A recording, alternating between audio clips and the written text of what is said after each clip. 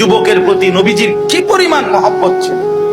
নওজওয়ানদের জন্য আল্লাহ নবী বলছে, ইয়া শাবাবা কুরাইশ, হে কুরাইশের যুবকগণ, হে যুব সমাজ, তোমরা যারা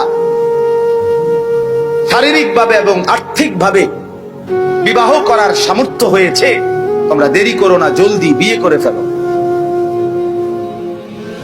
বিবাহ লজ্জার বিষয় না, জিনা লজ্জার বিষয়। কথা বলেন না কেন? বিয়ে কোনো গুনাহ না, পরের মেয়ের পিছনে হাঁটা এটা গুনাহ। বিয়ে না জায়েজ না, বিয়ে আল্লাহ তাআলার হুকুম, রাসূলুল্লাহর সুন্নাত। বিয়ে ইবাদত। নবী সাল্লাল্লাহু আলাইহি ওয়াসাল্লাম বলেছেন, স্বামী স্ত্রীর মিলন, স্বামী স্ত্রী মিলিত হওয়া, জৈবিক চাহিদা পূরণ করা, এটা পুরাটা আল্লাহর রাস্তায় সাদাকার সওয়াব।